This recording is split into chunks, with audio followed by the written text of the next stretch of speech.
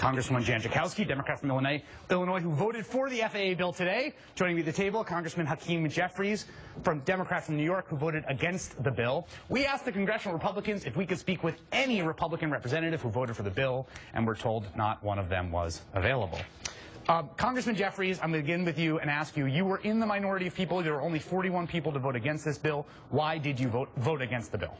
Well, sequestration is a random policy that's bad for the economy, and we need to do away with it completely.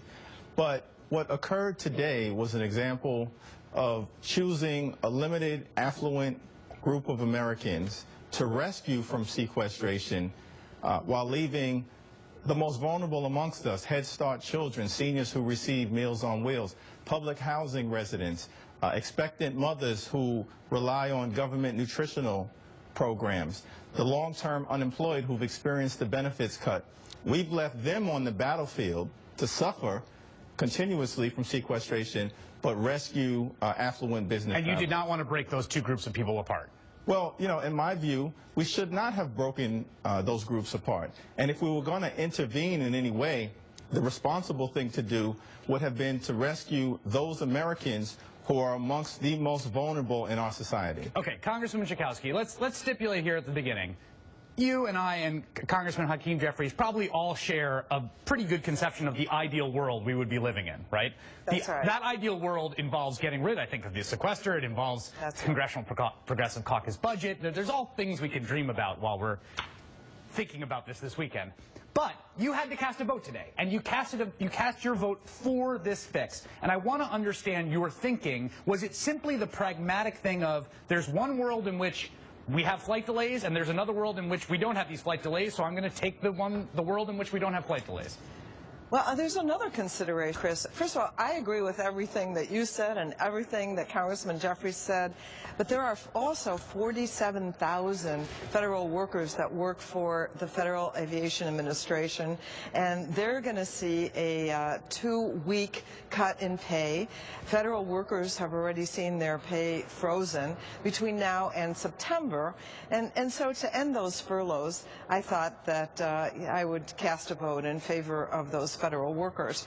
I also am supportive and a co-sponsor of legislation that would completely repeal the sequester and rail, as you have, against the cuts that affect so many people and are so painful, the 4 million Meals on Wheels that aren't going to be delivered.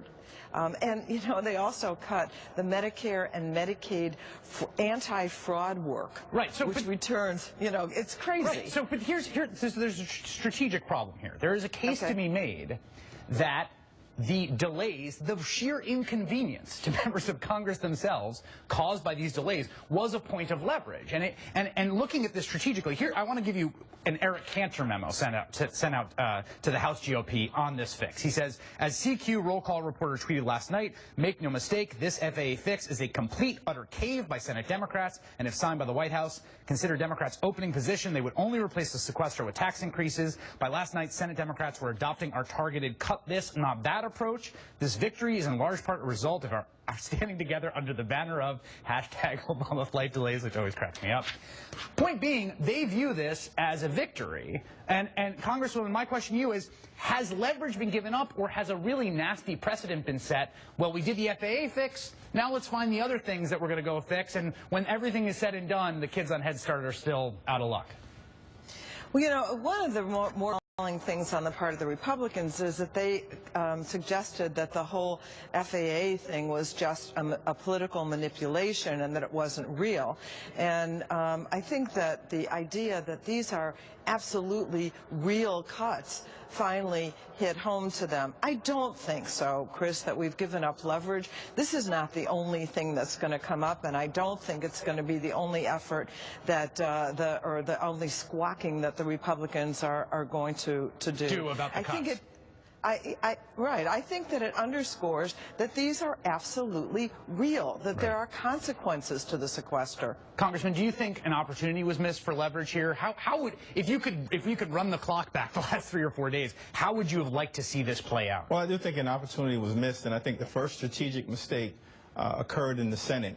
The Senate majority could have sent over a bill that dealt with the FAA issue, but also perhaps dealt with the long-term unemployment You could issue. have attached something to Or it. dealt with the Head Start issue. Right. Or dealt with the Meals on Wheels issue. And then sent the bill over to the House of Representatives and forced the House GOP majority to vote kick it out down. the kids on Head Start or to kick out the kids on Head unemployed. Start. And instead what you got was, and we should be very clear about this, I can go through the roll call we have here who voted for and against the bill in the House. On the Senate side, it was adopted through unanimous consent. No one's on the record, right? It just magically appeared out of the Senate as a fait accompli. You know, I didn't realize that Affluent Business Travelers was such a tremendous lobby. I mean, this bill was adopted with record speed when you've got vulnerable Americans suffering all across the country. Hopefully, this will wake up the least amongst us to stand up and put the same level of pressure on Washington to act.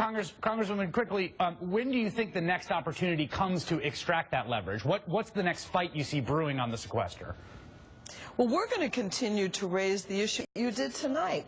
All of the various cuts that hurt the people who need the help the most, that need cancer research and Head Start. You know, in Indiana, they're doing a lottery to figure out which kids are going to be thrown out of their Head Start program. And this is not the end of that. Congressman Hakeem Jeffries of New York, Congresswoman Jan Schakowsky of Illinois. It was really